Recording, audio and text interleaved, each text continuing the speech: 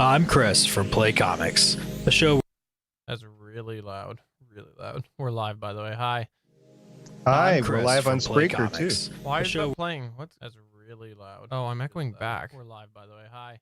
That would be YouTube? Hi, Chris. we're live. That's YouTube. That's YouTube. YouTube echoing back. La la la la la la la la la la. All right. I'm Chris from Play Comics, the show where we look at video games based on comic properties and how well they stick to that source material, a part of the Gonna Geek Network, just like the show you're checking out now. Shows on the network are individually owned, and opinions expressed may not reflect others. Find other astonishingly geeky shows at GonnaGeekNetwork.com. Welcome to episode 216 of Better Podcasting. On this show, we talk about submitting your show to multiple destinations. In this week's Better Podcasting download, we put on our tinfoil hats as we talk about a recent exchange to do with podcast companies spying on you, allegedly. And finally, in this week's Better Podback, we say hello to some of our new Better Podcasting listeners. Lauren, you've been with us a while, but start the show now. Welcome to Better Podcasting. With a combined history of over 1,000 episodes and starting as early as 2008, we are hobby podcasters through and through, just like you. That's why we are different.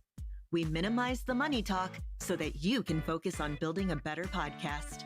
Here are the hosts for the show, Stephen John Drew and Stargate Pioneer.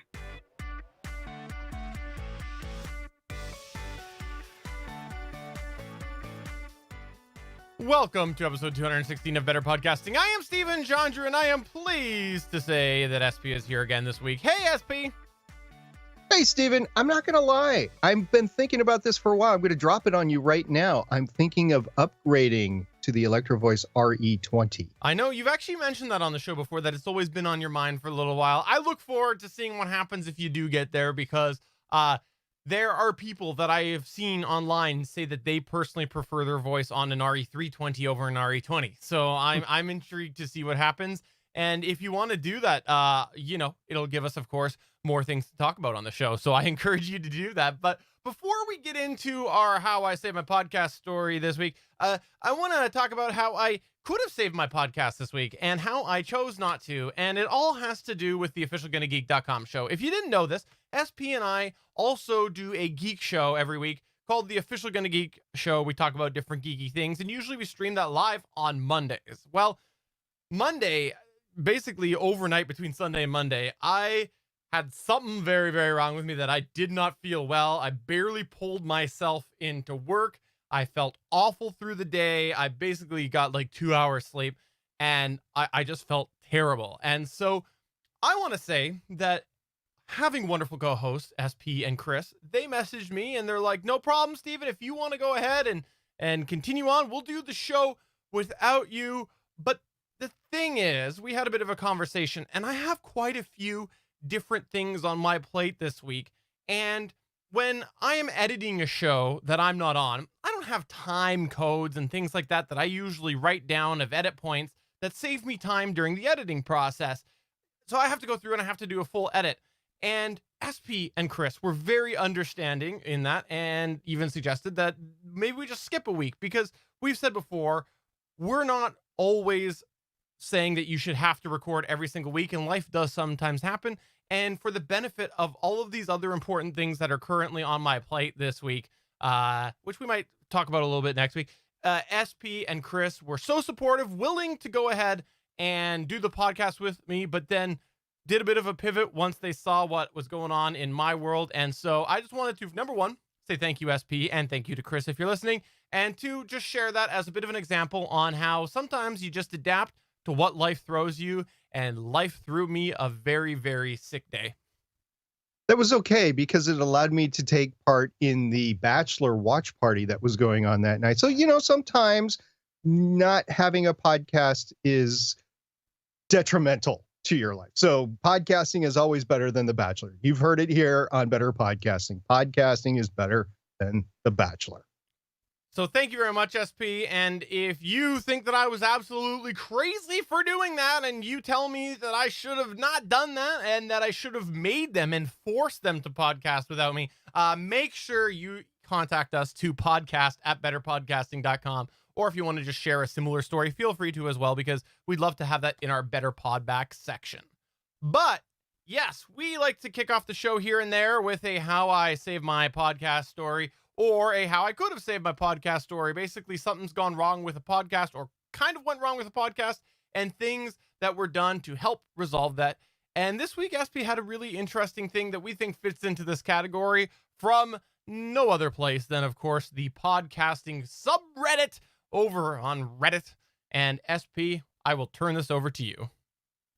It was a very interesting post that I ran into. It was by a Resident Restoration, and it was posted on podcasting. The title was covering an event. So I was intrigued covering an event. I've covered events before, and I have coached other people as they've covered events before. So I read the post, and Resident Restoration posted, quote, "I'm new to podcasting world, and I'm wondering about rules and best practices for covering an event, specifically a conference/symposium. I'm aware that recording anyone's voice or video without their permission is a bad idea. What about a synopsis of the event in general and what was covered? I tried emailing and asking the personnel if it was okay to do so, but I did not get any response, any input," unquote. So there were some grammatical things in there that I wasn't quite sure what the poster was asking for. So I went ahead and posted and assumed what they were talking about was, it's actually Sean. Sean's his name. I looked him up on his podcast website later on. But I asked Sean what was going on here. So here's my reply, quote, "Some things that can help you when asking permission is to hand out a media kit, have clear identification on yourself and on your equipment, and bring copies of release forms for somebody you record to sign saying they give permission for you to use their voice, likeness, and recording on your show. Good luck with everything. Let me know how it turns out." I was assuming he was talking about asking the event leads if they were okay with the recording and gaining of interviews, that sort of stuff that you do at a symposium or a conference. We had a short Discord back and forth, not on Discord, but like we were having a conversation. And after that, Resident Restoration posted this update, quote, "So as expected, communication is key. I discussed the idea with the vice president of the organization and somebody that they have already in place taking video recordings. Overall, everyone was receptive and encouraging. They did not see any reason it would be frowned upon, especially since they have an opt-out mechanism already in place from the video recordings. She's going to bring it up at the next board meeting, and hopefully I will have explicit permission. I think the next time I do it, I will try to have a table in order to advertise myself better. It was convenient to have informational flyers, newsletter sign up, and release forms on hand. Hopefully I will have the episode ready to start editing by the time I get the formal permission. Another good lesson learned is to approach the organization a few months in advance before everyone is bogged down by logistics and setup," unquote.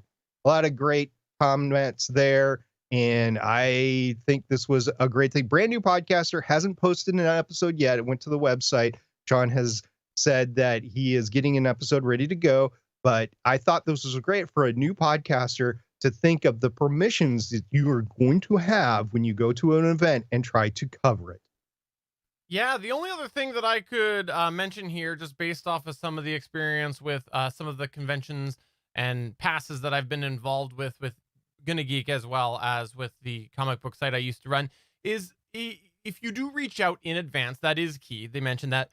Also inquire about possibly getting a press pass, because even if it's an event that doesn't offer press passes, it's a really good avenue to have that conversation and get some of those check boxes checked. Because if you write them and you say, "Hey, I'm looking to cover X, Y, and Z. I have this idea for my podcast or for whatever, and I'm looking to see what your process is for getting a press pass." If they don't have a press pass,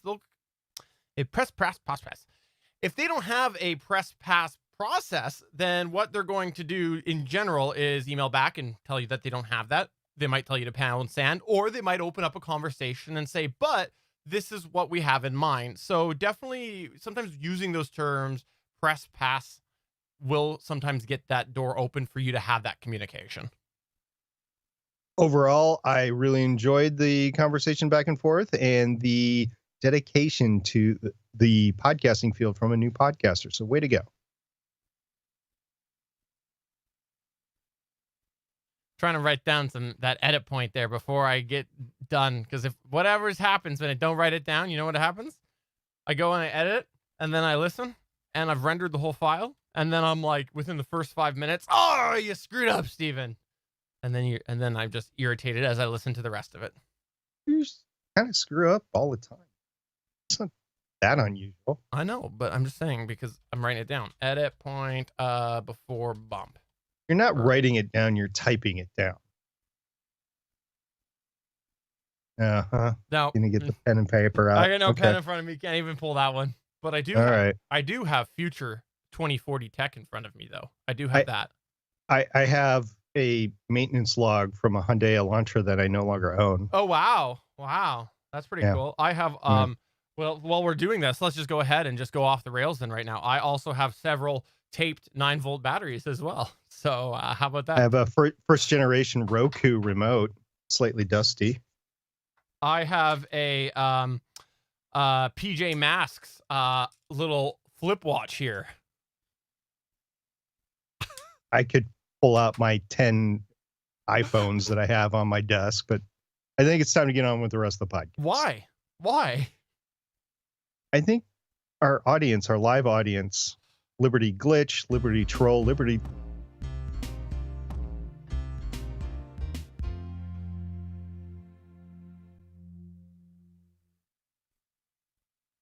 Last week in our Better Pod Back, we mentioned an article that someone posted on our Discord that was essentially indicating that Spotify could have finally beat Apple Podcasts for the #1 podcast player spot. But here's the thing. Something like that might not always be so clear cut, and there has been a bit of a debate and a discussion on this. In fact, if you listen back to last week's episode, SP actually made a comment about this, and he actually said that he didn't know whether or not the data actually supported the notion of that.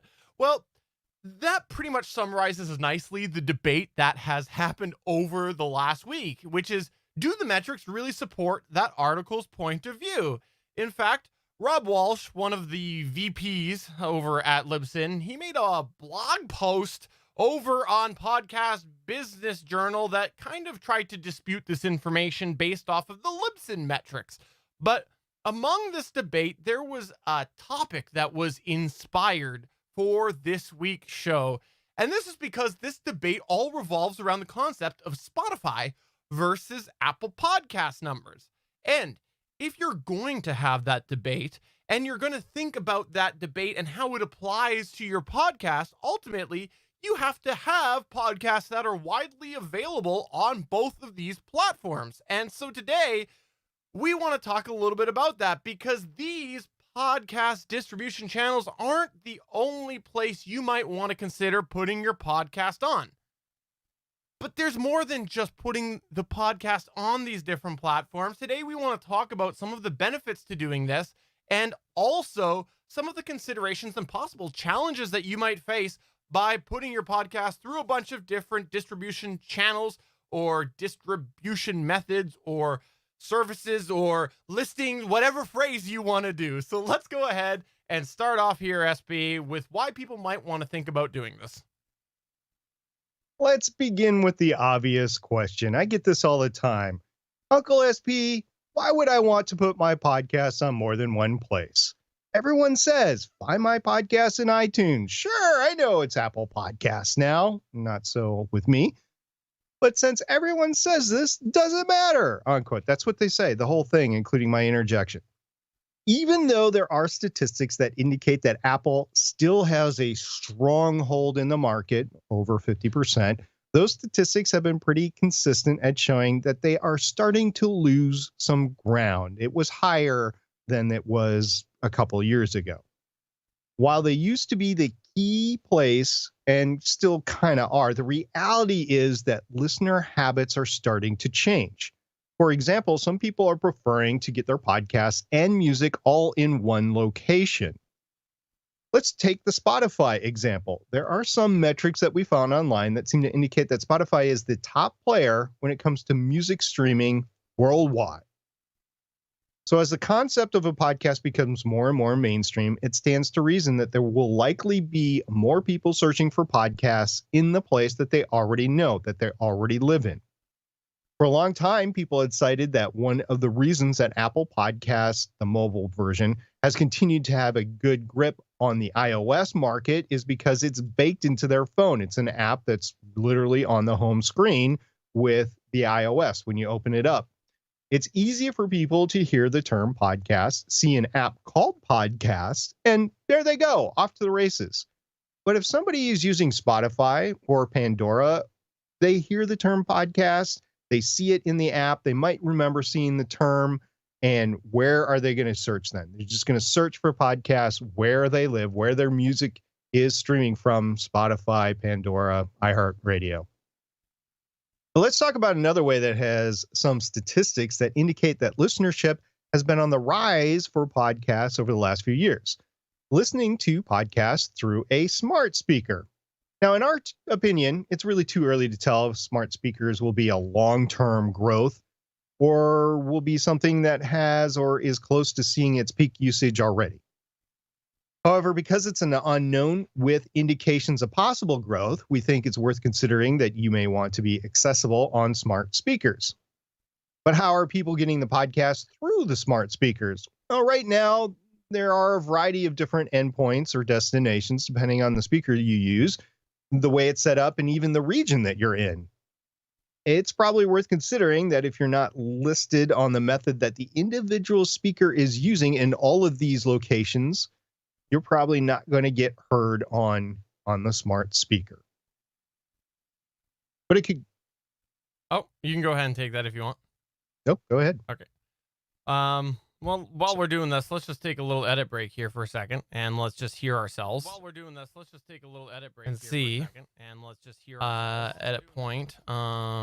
See, because people are saying that it's freezing, and I'm not seeing it, but that's not to say there's not a Twitch distribution problem, because well, I'm just gonna open up Geeks.live and see, and just do it that way, because my understanding is that Twitch does serve through multiple servers, and this is because SP and I have actually seen this before, where we've watched feeds and been different timing and whatnot. And so obviously I'm going to be hitting one that's very close to me because my feed is going from here out and so forth. I'm not seeing freezing on Geeks.live here. It's seeming pretty up to date, so I would assume that could be the case. Johnny, if you want to send us a quick message and let us know if you're seeing anything on YouTube, I'd love to know whether you're seeing that or not. But I'm looking and I'm not seeing anything on Twitch myself right now. How about you, SP? It looks like you're looking it up. No? No, I wasn't, but I can. Like I was just curious what you're seeing. People are saying, get 3 seconds, freeze for 15, jump ahead, repeat. And I'm not obviously hearing the audio right now or to echo back, but I'm seeing my video continue to be smooth. I'm curious what you're seeing, SP. It looks like it's streaming fine right now. Okay. So let's just hover for a minute for 30 seconds and see. It's buffering on the site. Okay, yep. So mine is fine. I'm watching it through there. That's weird. I'm watching it through Geeks.live, and it's fine. It's got to be maybe a specific Twitch server then or something. I'm thinking, because if you're seeing it and I'm seeing it, fine. But 2 other people are seeing a problem. I'm thinking it's got to be a Twitch server. Try the YouTube pop-up if you can, and let me know how it works. Johnny says good on YouTube, so let's just continue on. It must be a Twitch thing. We can only assume, right? especially if you're seeing it, because for me is never a good test as the one creating the content, because everything's going to be staying relatively close to me. So, Yeah, I'm kind of surprised Twitch wasn't doing the same thing here, because I am geographically separated from you, and I'm not the point of origin from the Twitch stream either. It's not the first time I've heard it with Twitch. It's not the first time I've seen it being a viewer either. So maybe they'll have to be back to YouTube as the embed. All right. Okay. But it could go but it could go beyond simply accessibility. It also can give your show a little bit more search engine optimization. If someone is using Google to search for shows, it could be helpful if your podcast is listed on multiple different websites. It's getting your name out there a little more, and hopefully that could possibly allow search engines like Google to help your listeners find you a little bit easier. For example, let's say someone's using a term and a search and they put in the term podcast. Well, Google may consider that term podcast and as such display results based off of what they think is relevant to do with podcasts. That might involve bringing in different podcast sites or podcast services into those search results.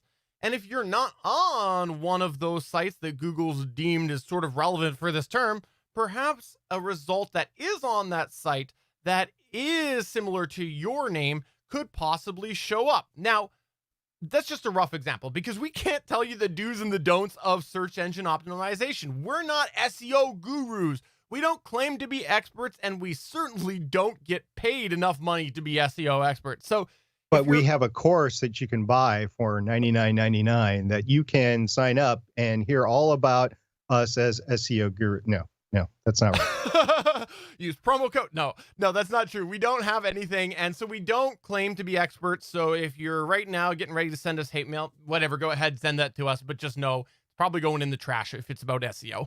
Another reason that you might want to be on many different platforms is helping stake a claim for your name on those platforms. We've talked in the past how there are a variety of examples that you can find from a variety of different podcasters who have started a podcast with a very unique name. And what happened? Someone else started another podcast with that same or very, very close name. Obviously, there's all sorts of other challenges that come with this and possible legal rights and things like that. But the fact of the matter is, it does happen from time to time. And if you've started a podcast with a unique name, which we definitely recommend that you do, it would be a real shame if somebody else went to the service and essentially put their name on there after you have started yours or a very similar name, especially if that service requires a unique sort of URL to do with it. For example, if you had xyzpodcastdirectory.com/your podcast name, it would be really unfortunate if somebody took that / your podcast name before you, and then one day you decided to put it on that service and you went, oh, it's already taken, and you have to go with / your podcast name 1 or / your podcast name .lovesp or something like that. Love it. That's not even a destination. What are you talking, or whatever you call it, the thing after the dot. But it's not all sunshine and roses either. There are some considerations and possibly challenges that you have by listing your show everywhere. Let's begin with the most obvious one. You have to get your shows added to all of these places. Whether this is done through your media host provider or manually through your submissions, the bottom line is that you have to take action to get yourself added to these destinations. Some places will require a lot of work. Others could be as simple as sending your RSS feed for indexing. This is time, either way, that you have to devote in order to add your show to a podcast directory. So the downside here is time that you have to take to do so. But let's say that you have the ability to easily submit your podcast through your media host. And there's also the option of manually creating an account with that podcast service directory. Now you have to make a decision on which method you want to go for. On one hand, the submission process is very easy to do with your media host. On the other hand, you're handing the keys over to your media host to own that RSS feed. Here's an example. Spotify originally made you submit through a provider. But then they created a podcaster portal for podcasters to submit directly to them, not through a media host or a provider. Those who submitted through their media host provider originally couldn't get access to that specific portal. Now, what happens if your provider adds a feature that is only available through their portal and you can't get access?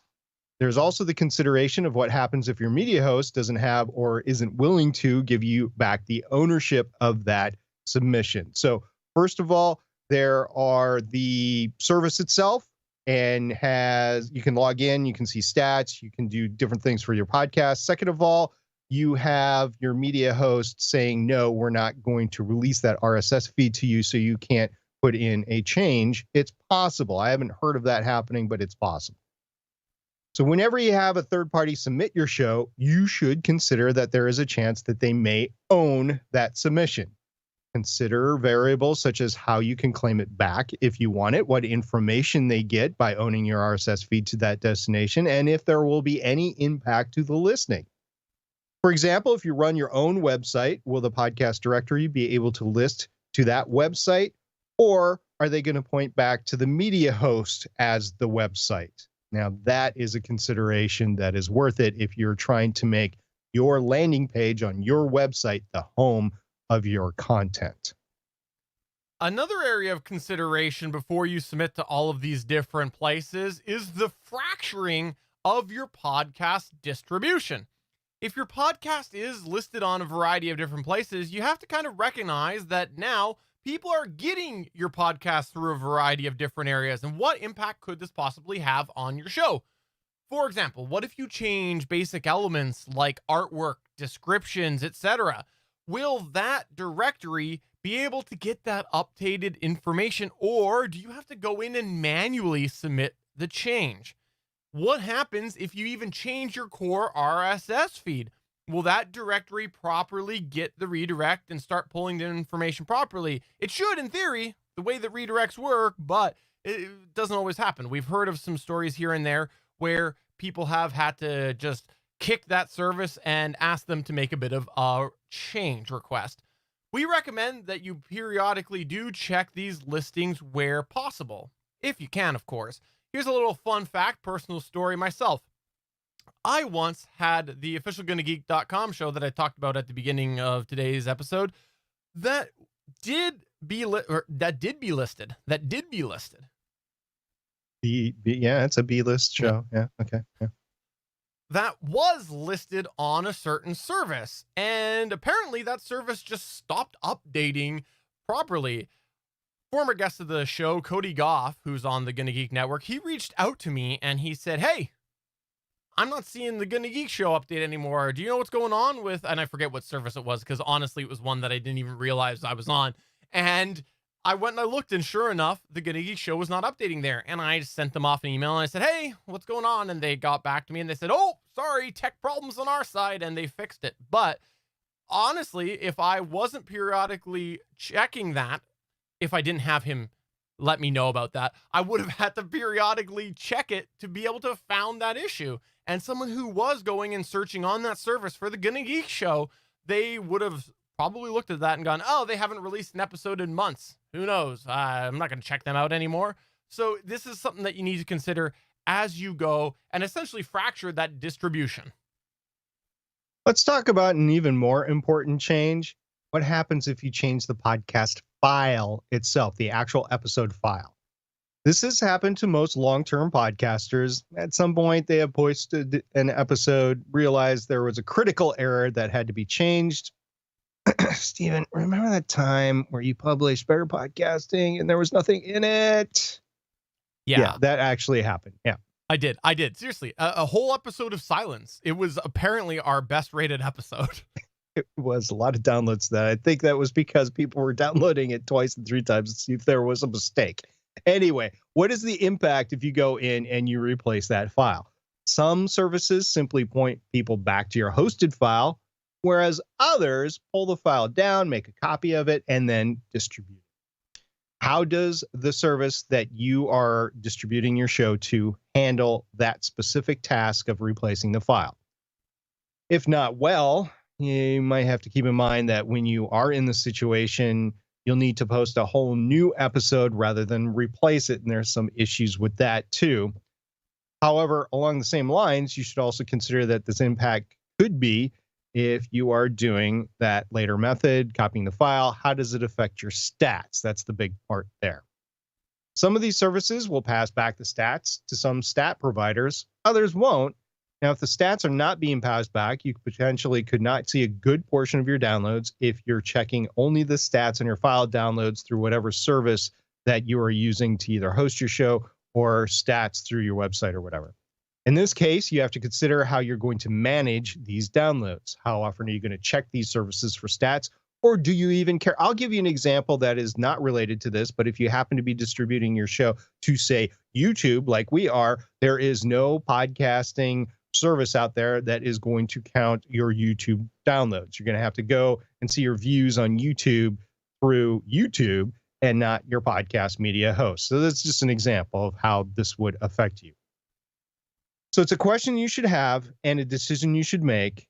And honestly, some services, you're just not going to care what your downloads are. So maybe it's okay that you don't see the stats, but that's going to be a decision up to you as the podcast producer. And the last consideration that we want to mention that we think that you should have is one that gets a little bit technical, and it may be limited by who you host your podcast with. Do you have just one RSS feed for all of these different locations, or do you have essentially multiple RSS feeds for each location? To give you a little bit of context, some podcast services require certain specific tags. For example, way back when Google Play Podcasts first came out, they had specific tags they wanted to see in the RSS feed. Well, they were different from the ones that most places used, which were based off of the Apple Podcast episode tag. This became a little bit of a hot topic and debated among several notable RSS feed hosters / creators / media hosts, and there were really two mindsets to this. Number one, you only need to have one RSS feed per show. The tags can all be in the same RSS feed. Or option two, you should have a separate RSS feed per location so that you can have those tags all separated and nicely packed up with a ribbon on top, so it's just the individual tags per service. Now, there's actually pros and cons to both of these options. On one hand, one RSS feed is a lot more straightforward. If you're manually submitting to different locations, you only have one RSS feed that you need to manage and submit to different places. But on the other hand, if you have individual ones, you can sort of cater one service without having to possibly compromise the other. Let's go to an example that I know SP loves to talk about, and it's Apple Podcasts. In the past, we've made it perfectly clear that we're not the biggest fan how Apple Podcasts likes to just randomly change things, that requirements that they want within your RSS feed. And sometimes these changes can be labor intensive. For example, there was a change last year that SP had to go through and manually change a bunch of different tags. And I had to go and spend a couple hours in code rewriting my RSS feed script so that it went and conformed to those changes for Apple Podcasts. This is something that was frustrating for us, but we were required to do that for being sure to help make sure that we continued to be in Apple Podcasts. And the thing that comes when you go and just make a sudden change like that is that you don't know how these other services are going to read that change or if it's going to affect that. When a service is pulling your podcast down, it's reading all of this technical mumbo jumbo and choosing to display it in a certain manner using their technology, their scripting, so that the end user sees it in a certain way. And the thing is, if you make a change within that tag that service isn't expecting to see, then it could possibly break your podcast on that service. So if you have multiple different RSS feeds, you could potentially have those tags customized possibly depending on the limitations of where you're creating your RSS feed, but limit it to that service so that if you make a change there, you have a different RSS feed for the other services, and you know the odds are it's not going to break it. In summary, as hobby podcasters, we do think that the pros of having multiple specific RSS feeds outweigh the cons. It's better to have your show available in a variety of places and destinations so that if somebody searches, they can find you. We're quickly moving away from the old days where people who were podcast consumers tended to be more technical and knew to get things from a certain location. As listener habits change now, and you have people that might be less technically inclined, there may also become the questions of what statistics become more relevant. Oh my gosh. Do you want to take that from the beginning again? Why don't you take that from the beginning again? No? Yeah, that's fine. Okay. Sorry. In summary, as hobby podcasters, we think that the pros of having multiple specific RSS feeds outweigh the cons. After all, it's better to have your show available in a variety of places so that if somebody searches, they can find you there. We're quickly moving away from the old days where people who are podcast consumers tended to be more technical and knew to get things from a certain location. Now you have people that might be less technical who are trying to listen to your show, and they need a little bit more push to get the podcast where they already are. We've covered that before in this show. As the listener habits change, there may also become the question of what statistics become more relevant. For example, a traditional podcatcher downloads every file that you release, whether you listen or not. Apple Podcasts is one. Another one is Overcast that I use. Once that file is on your device, there is often no more information that is passed back to the creator. So you might have 100 downloads if you have 100 episodes, or 100 downloads per one episodes, but only 10 people actually listen. And I'll admit, as Stephen would as well, that we both have several shows that we've basically ruled out ever getting caught up totally on. We're just too far behind. There's so many great podcasts that we're subscribed to. So many episodes get downloaded. Every once in a while, you got to kind of purge the queue and go forward. And it's a process. We'll have to talk about that in a future episode. On the flip side, often those that are essentially being pulled live, i.e. streaming to the person, or progressive downloads, as it's called, sending to whatever device you're listening on, basically on demand, are likely real data because somebody is actually listening to it. These theoretically could provide a more accurate insight, and one of the reasons why people are going gaga over listener data from live streaming. Which method is going to be the future of podcasting, or is it going to be a hybrid of both? I don't know. Time will tell. And as our good friend Ben Drew of Podcastage would say, we will see. This is the Better Podcasting Download.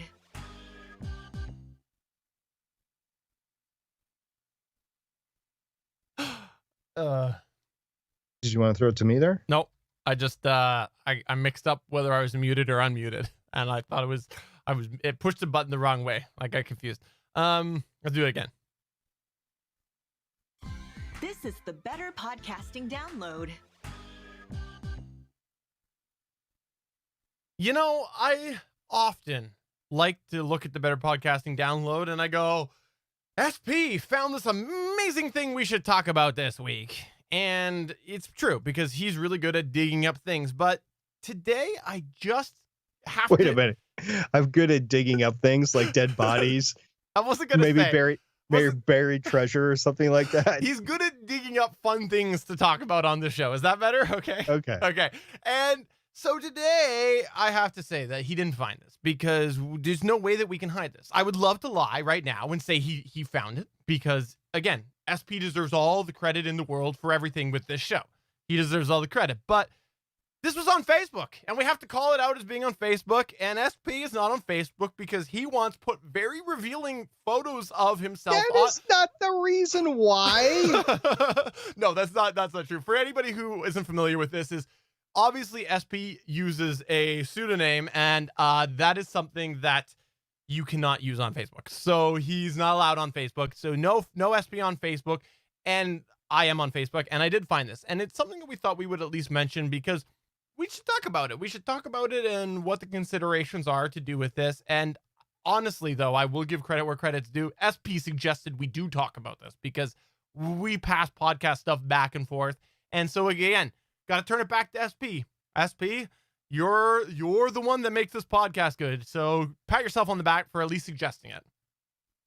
So Steven sent me this message that was on Facebook. I don't even know where it was posted on Facebook, but it was a Facebook post by Todd Cochran, who is the CEO of Blueberry. Raw Voice, I believe, is the parent company. I haven't looked into it in a while. I don't know what the corporate structure is over there, but he's the CEO and owner, Todd Cochran is.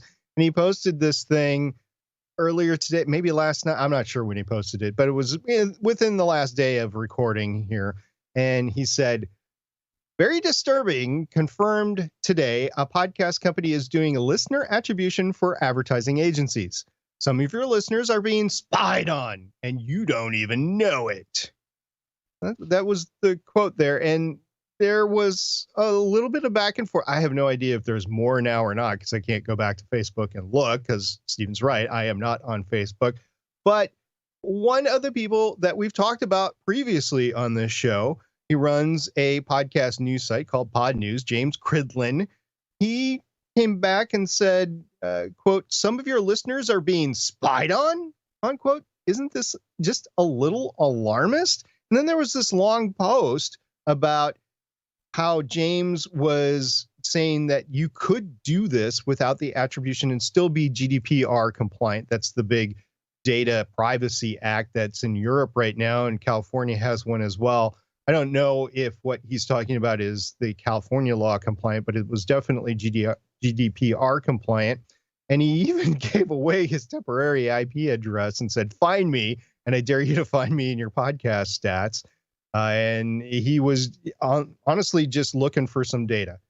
Todd Cochran responded, and this is the crux of the thing, not necessarily the privacy, although that's a big issue as well with podcasting. You have to make sure you are GDPR compliant. But the big thing here is Todd Cochran, he responded back and said, James Cridlin, you should do some investigating instead of assuming you know everything.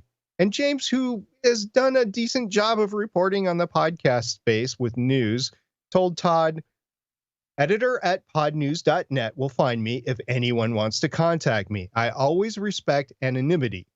But here's the thing I want to point out. But I can't investigate spying stories with no substance. If you've confirmed it, then I'd be really keen to learn more. I'm really, really into privacy. I'd love this opportunity to dive deeply into this. So, Steven, I know you have a lot to say about this. I keyed on a specific point there. I think that's where you want to go here. So, Steven, take it away. Yeah, I think this is interesting for two reasons. And before I get to that specific point, I want to just highlight right now the whole privacy thing is something worth considering, because there are, of course, a whole bunch of regulations in order to help sort of prevent some podcast spying and things like that. But well, just in general spying and things like that. But the thing is, there are a lot of really, really big minds out there that can figure out how to utilize information within limitations. And so I think that the concept that you're completely anonymous just without extra tools like VPNs and blocking and things like that, you got to realize that it's probably somehow someone's going to find a way, because that's how we've gotten to where it is now, is somebody has always pushed the boundary to get that information so they can market it and sell it and things like that. So I think it's worth considering that no matter how hard we try, someone's going to continue to try to circumvent this unless, again, things like VPNs and other utilities and things like that. So you're going to avert this by going to live on a remote island in the middle of nowhere with no connection? Yes, absolutely.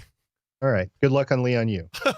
But the second thing that I personally was interested in this was just the concept of James really being interested in finding out more information.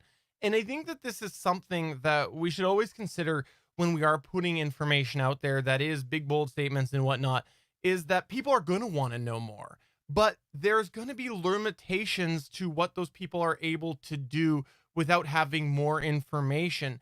And if you are going to go and submit some of that information over to somebody, you should consider the whole anonymous aspect that James mentioned as well, because some people won't respect that. And so James says, I do.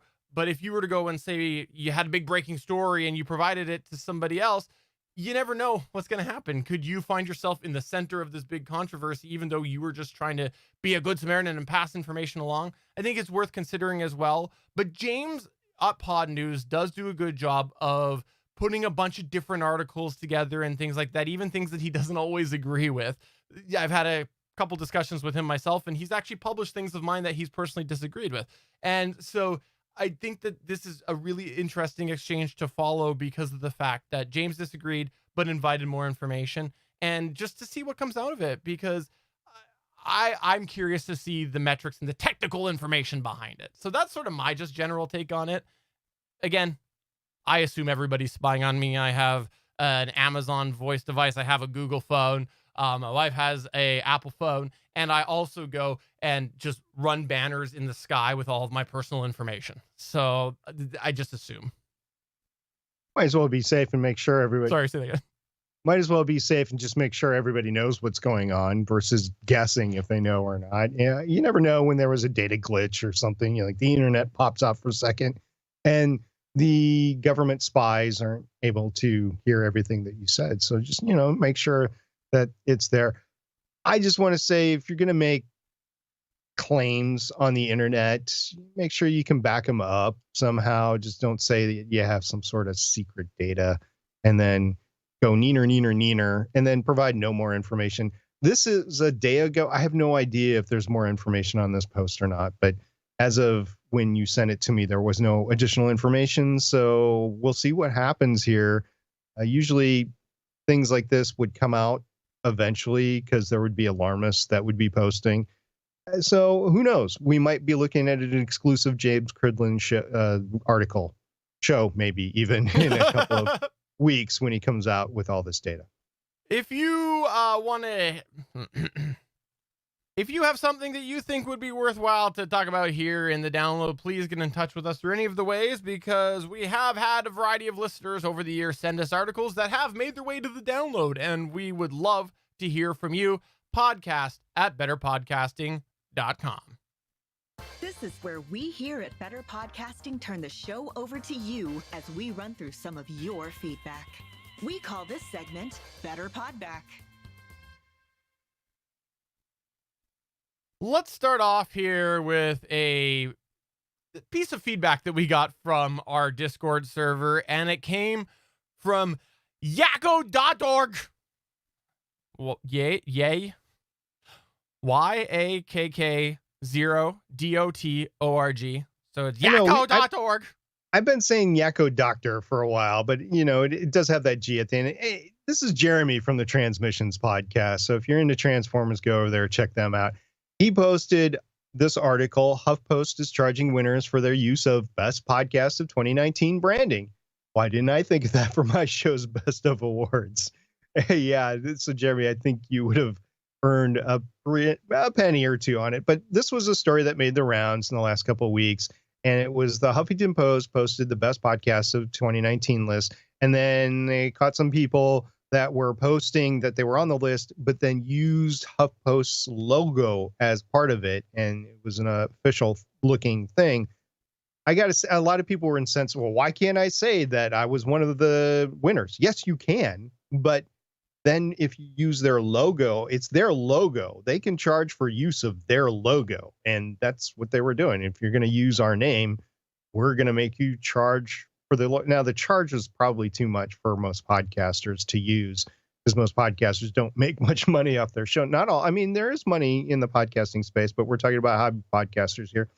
And yeah, Stephen, I mean, I'm okay with people if people want to use the Better Podcasting logo. I think you'd want to earn your $50,000 Canadian, which is what? I don't know, $250 American. This was an interesting conversation. And from what I saw on Twitter, it looks like they may have kind of reversed course a little bit. But I think it's important to remember that logos and things are something that people own trademark, copyright. I don't know. I get them all mixed up, but they legally own that logo. And so you can't always just go and take it, even if you won the reward. We had a bit of a conversation and just kind of, I ended up going down the rabbit hole of different legal terms and conditions to different awards that weren't podcast related either. And it's just interesting to see some of the legal recourse that are clearly set out in different awards, terms of services, and things like that. There was a fun little dialogue even in our Discord about the Oscars themselves, not just the logo, the actual trophies, there being terms and conditions for the winners of that. So if you want to see us go down rabbit holes of things like this, please join us in our Discord at betterpodcasting.com/Discord. Another rabbit hole was apparently, is Google Play Music Podcast still a thing.com is actually a thing. Yes, that website, Randy Walker posted that saying, is Google Play Music Podcast still a thing.com? And it's a very basic website, but it's kind of funny to check out. We'll make sure to have that in the show notes if you want to check that out. And we had Al Rudden say, Google could screw up a one-man rock fight. It's funny. So we're talking about posting to destinations before. Google Play Music might be a singular place where somebody is going to look for music and podcasts. And if your podcast isn't there, well, they're just not going to find it. Now, how many people are listening to podcasts on Google Play Podcasts? Not much. But if you want that 1, 2, 10 listeners, whatever, then yeah, post your podcasts over on Google Play Music. If not, don't worry about it. It's a very low percentage and stick to the main ones. But again, we talked about before, if you want to be everywhere, be everywhere. The next post that came on was a post from Newsreel, and Newsreel commented on last episode. He said, did SP just say just one more thing in the lightest episode? Because if he did, and then there was this Columbo thing. He was really big into Columbo. I actually looked into this. I don't know if I told you or not, but I went to our transcript through YouTube. I copied the transcript in YouTube, which comes with time codes, threw it into a document, and then searched for the term one more thing or one thing or just, and I found out that that is not what I said. What I said, and I listened to it later too, so it wasn't just by going through the transcript. What I did say was, when you're making changes beyond the just one thing, and that was at 15 minutes and 14 seconds. Why did I know this? Again, because the Google a transcript through YouTube. I never did say just one more thing, and unless I missed it, I don't think I did. Anyway, Newsreel came back, said he'd been in a bit of Columbo mood in the last few days, so there's just a good chance I heard just one thing as just one more thing. Another reason you might think of this is if you're a big Steve Jobs fan. I was just about to say, I totally missed the Columbo reference and totally went to Steve Jobs when I read that. And also, one thing that we want to mention here is that on the Bubble Podcast, host and creator Josh Liston, he put a little bit of a tweet out there today, and he actually has decided to close up shop for On the Bubble Podcast. And I wanted to give that an acknowledge right now, because he ended up giving us a shout out actually when he did that. But also I wanted to say, Josh, you have been a very, very loyal listener to the show. You regularly send us messages. You're on our Discord and whatnot. And I am looking forward to seeing what sort of time this frees up for you to be able to do other podcast endeavors. I have a sneaking suspicion that you might have some around the corner. And I look forward to seeing that. And it's just an example how sometimes you have to move on. If you're not feeling it, it's time to move on to something else and see where it takes you. Josh has pivoted before with his podcasting, and this is an excellent example. If you're just not getting the oomph from the show, if you're not being able to create the show as often or in depth as you want, and Josh has really good episodes. He's a really good podcast producer. And if you're not able to do that, it's time to shelve the show and then move on to other endeavors. We talked about that a long time ago on the show. Stephen put out a tweet on our Better Pod Twitter on the 15th of January, which is about a week ago now. And he said, if you are new to following our podcast or our Twitter account, thank you. Let us know who you are and what your show is, if you have one. And if you haven't started a podcast yet, tell us what kind of show you're thinking about starting. We look forward to seeing you around because we know a lot of people look into podcasts about podcasting at the beginning of the year or look into creating their own show at the beginning of the year. And so we actually got several tweets for this, right?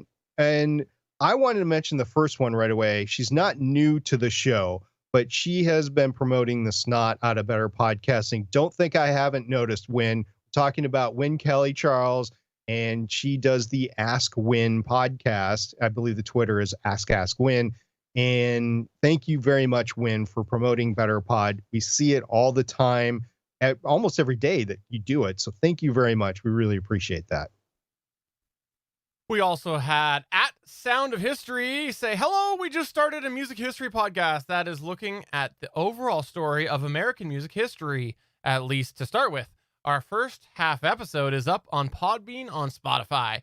I am going to absolutely check out this show. I have said before, the first podcast I did was about local music, and I am a sucker for music history. I am not one of those guys that will go and trade stories about music history. I am not one of those guys that will go and tell you what song is playing right now. I'm not one of those guys that will even know the lead singer of a very popular band, but I love music history when it's fed to me on a silver platter. I'm glad you found a new show, and it was all by replying to us at Better Pod. We also received a tweet by Trey Coleman, real Trey Coleman on Twitter. And the response was, hey guys, just started listening to the podcast this week as I begin my journey, thinking about creating or producing a few shows, interviews with a stranger, sales and marketing tips. And this is the what got me. This was great. So Trey, thank you very much for putting this on. And anime fights we wish we could have seen.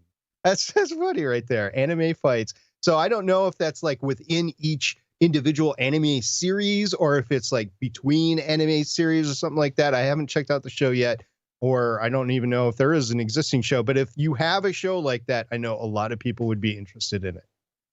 Now, for our last one, I'll make sure to read that out here just so, you know, we make sure to have clear cut within lines of legalities and things like that, because I am Canadian, and more specifically, you live in British Columbia. And so I live in British Columbia. So with that, let's go ahead and read the next one and you'll know what I mean. WCI Health said, hi, Lola here. I'm a clinical pharmacist specialized in medical cannabis. I'm starting a podcast educating people about potential health benefits of medical cannabis. I hope to launch my show, Let's Talk About Medical Weed with Dr. O on 1/2/20. So January 22nd, 2020, which coincidentally is today, the day we're recording this episode right now. So thank you everybody for reaching out to us with that. It's always great to see new names and also familiar names as well. But thanks for reaching out. That was fantastic to see all of those newcomers. Thank you very much. It's awesome. And if you want to give us a shout out anytime on our Twitter account, on Discord, or email us podcast@betterpodcasting.com, we will definitely talk about your show on our show because we want to promote you because you've done the favor of listening to our show. And the last thing, go ahead. Sorry, I didn't catch that. You go ahead. And we had a final. Or do you want to just drop it here? Do you want to just drop it here? No. Let's take this because it's important. Okay. We had a final back and forth communication on our Discord, and it was by Ingenious One. He's running into some issues here. He asks, is it normal to hear a slight delay when talking on the mic and what you hear through your headphones?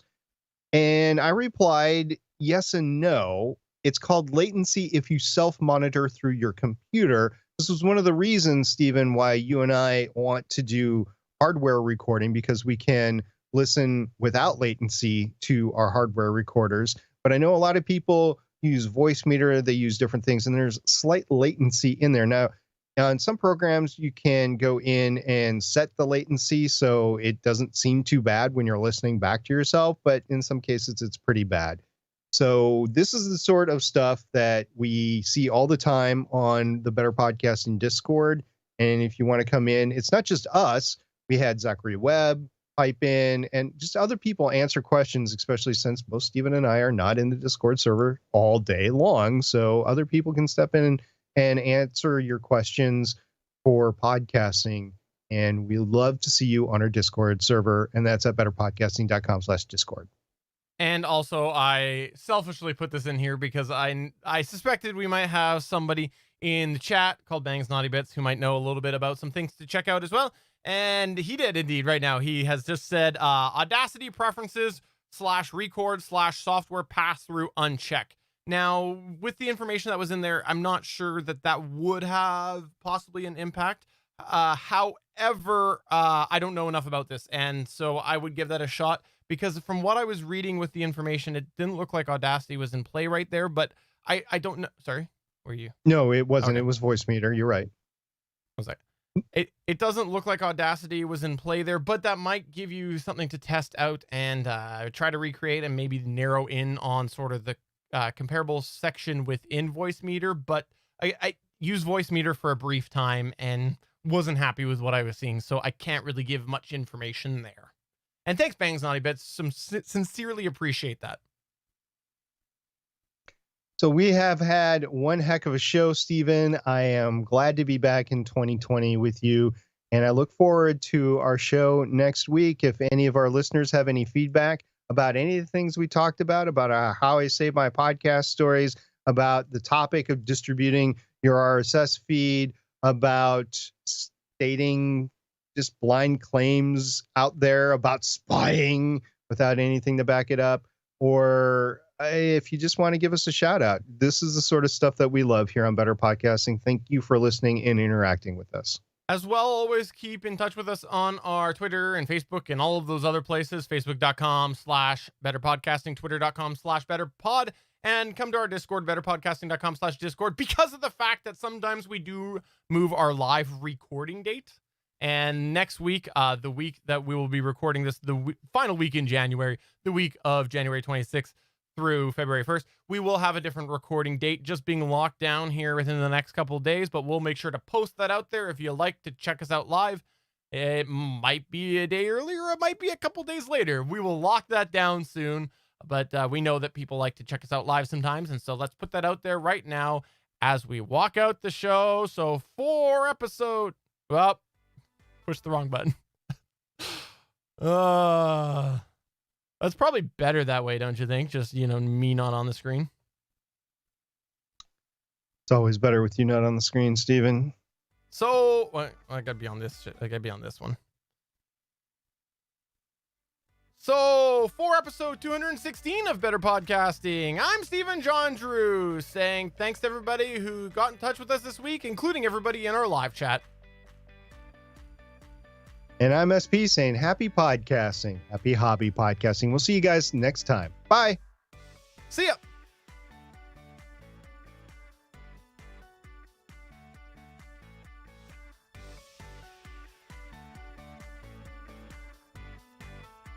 Thanks for checking out another episode of Better Podcasting. You can find the full back catalog of Better Podcasting at betterpodcasting.com. If you're into geeky podcasts, please check out the other podcasts on the Gonna Geek Network at GonnaGeekNetwork.com. This show was produced and edited by Stephen John Drew of Gonna Geek Productions. Voice work was done by L.W. Salinas. Thanks again for listening or watching, and we hope to see you again next week.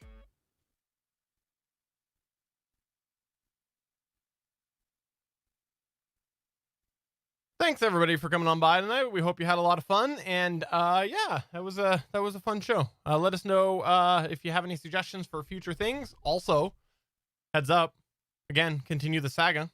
Haven't recharged yet. Haven't swapped it yet.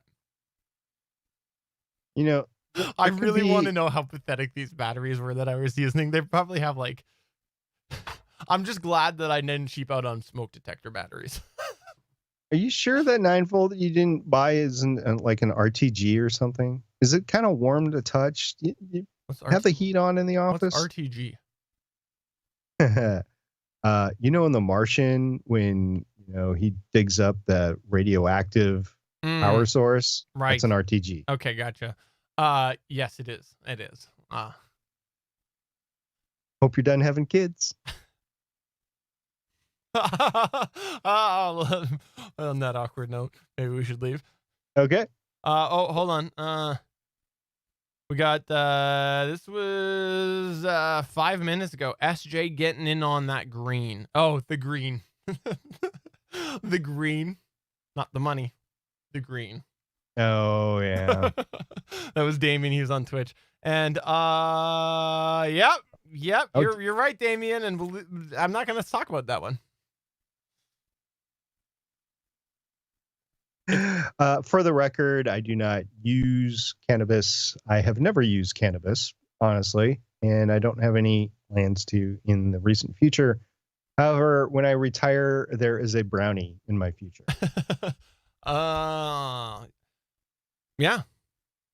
Probably the only Canadian that's on the same board with you, actually. So I'm the only one. But thanks everybody for coming on by, and hope you had yourself a wonderful rest, or we hope you had a good time and have a wonderful rest of your evening. And I'm just seeing if there's any last chats, any emails, or anything else. Damien, if you're still listening, thank you very much for checking in on us live. Yes. I should probably bring up the Twitch chat so I can monitor that in the future. So thanks very much, Damien. I know you listen to us on Twitch. Yeah, and Damien, did you have any issues with it playing or skipping or anything? I'm curious, actually, before we go. Let's ask you that question. Oh, okay. Is he commenting live? He did comment a second ago. Okay. A minute ago. He said, "It's still here?" Well, he said, "I'm still here." He's probably editing right now. I with that didn't great know- background music. He said, "I didn't notice any." So it must have been, I don't know. Bangs, educate me. What would you call a specific distribution platform within the CDN? Like, what do you call, because not a node. Not a node, is it? Yeah, Is I it a think that's it. It's a CDN node, yeah. It must have been if that's the right term, it must have been a specific node then. Since I had no problem, you had no problem, Damien had no problem. He's on mobile. I don't know. So, Steven, when are you going to step up your producing game, be like Damien, and, put background music in our podcast? I feel like that would be really distracting here. It would on better podcasting, wouldn't it? Especially because every time you speak, it would be like sunshine and roses, and then me, it would be like metal music, just like completely off the wall. So yeah, I don't think it would work for Gonna Geek either, but I think it could work for Legends of S.H.I.E.L.D. I was listening to Anomaly podcast, Anomaly podcast to add Anomaly on the show. Mm-hmm. They are now producing the show with music in the background. They're taking a little hiatus, but they just did a Star Wars review, and there was the same good production value in it. They had the background music and stuff like that. So for certain shows it'll work, but I don't think for a tech show it would really work. I mean, what's the benefit in here? It's mood setting. We're talking about tech. You don't need to have a mood. Oh, I got a podcast idea for you that you can set the mood with music. All right. Well, let's talk about it later and tell everybody bye. I'm just saying, some people want your assistance. Bye.